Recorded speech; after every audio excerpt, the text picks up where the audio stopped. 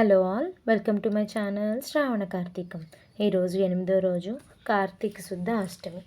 శ్రీహరి నామస్మరణ సర్వఫలప్రదము.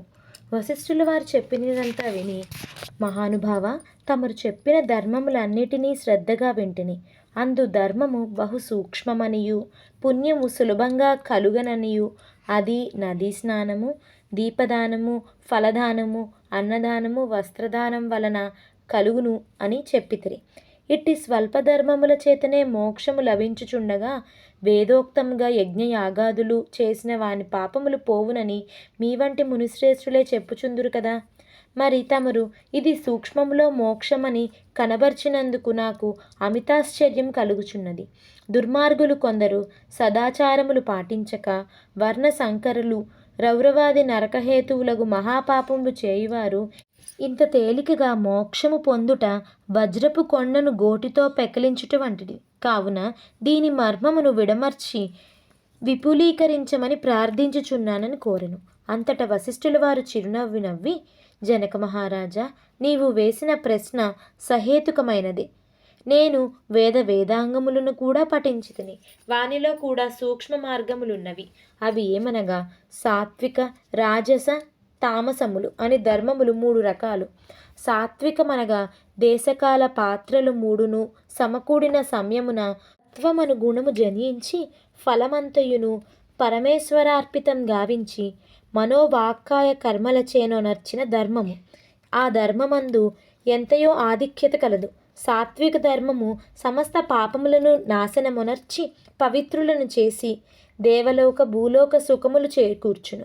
ఉదాహరణముగా తామ్రపర్ణి నది సముద్రమున కలియు తావునందు స్వాతికార్తెలో ముత్యపు చిప్పలో వర్షబిందువు పడి దగదగ మెరిసి ముత్యమగు విధముగా సాత్వికత వహించి సాత్విక ధర్మం ఆచరించుచు గంగా, యమున, గోదావరి, కృష్ణా నదుల పుష్కరాలు మొదలగు పుణ్యకాలము యందు దేవాలయముల యందు వేదములు పఠించి సదాచారుడై కుటుంబీకుడైన బ్రాహ్మణునకు ఎంత స్వల్పదానము చేసినను, లేక ఆ నదీ తీరమందున్న దేవాలయంలో జపతపాదులొనరించిన విశేష ఫలమును పొందగలరు. రాజస ధర్మముగా ఫలాపేక్ష కలిగి శాస్త్రోక్త విధులను విడిచి చేసిన ధర్మం.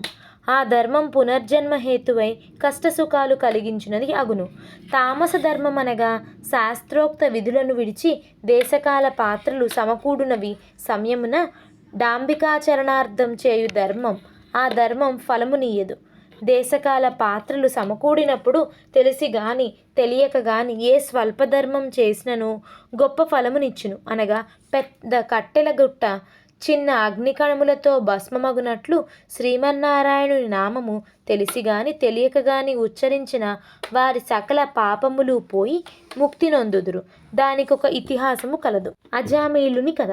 పూర్వకాలమందు కన్యాకుబ్జము నగరమున 4 వేదములు చదివిన ఒక విప్రుడు కలడు. అతని పేరు సత్యవ్రతుడు.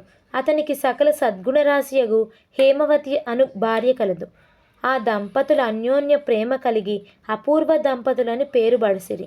వారికి చాలా కాలమునకు లేక ఒక కుమారుడు జన్మించెను. వారా బాలుని అతి గారాభముగా పెంచుచు అజామీలుడని నామకరణం చేసిరి. ఆ బాలుడు దినదిన ప్రవర్ధమానుగా పెరుగుచుంటూ అతి గారాభము వలన పెద్దలను కూడా నిర్లక్ష్యముగా చూచుచు దుష్ట సహవాసములు చేయుచు విద్యను అభ్యసించక బ్రాహ్మణ ధర్మములు పాటించక సంచరించుచుండెను.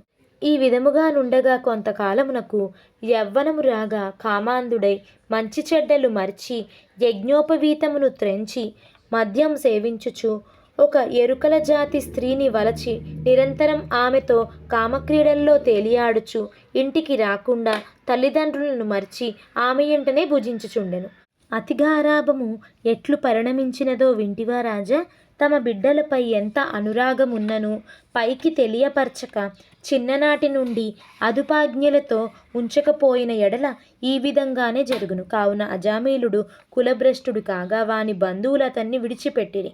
అందుకు అజామీలుడు రెచ్చిపోయి వేట వలన పక్షులను జంతువులను చంపుచు కిరాత వృత్తిలో జీవించుచుండెను. ఒక రోజున ఆ 2 ప్రేమికులు అడవిలో వేటాడుచు ఫలములు కోయిచుండగా ఆ స్త్రీ తేనెపట్టుకు చెట్టెక్కి తేనెపట్టు తీయబోగా కొమ్మ విరిగి క్రిందపడి చనిపోయెను. అజామీలుడు ఆ స్త్రీపై బడి కొంతసేపు ఏడ్చి తర్వాత ఆ అడవియందే ఆమెకు దహనము చేసి ఇంటికి వచ్చెను. ఆ ఎరుకల దానికి అంతకుముందే ఒక కుమార్తె ఉండెను. కొంతకాలమునకు ఆ బాలికకు యుక్త వయస్సు రాగా కామాంధకారముచే కన్నుమిన్ను గానక అజామీలుడు ఆ బాలికను కూడా చేపట్టి ఆమెతో కూడా కామక్రీడలలో తేలియాడుచుండెను. వారికి 2 కొడుకులు కూడా కలిగిరి. 2 పురిటిలోనే చచ్చిరి.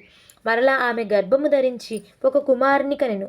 వారిద్దరూ ఆ బాలునకు నారాయణ అని పేరు పెట్టి పిలుచుచు ఒక్క క్షణమైనను విడువక ఎక్కడకు వెళ్ళినా వెంట పెట్టుకొని వెళ్ళుచు నారాయణ నారాయణ అని ప్రేమతో సాకుచుండిరి.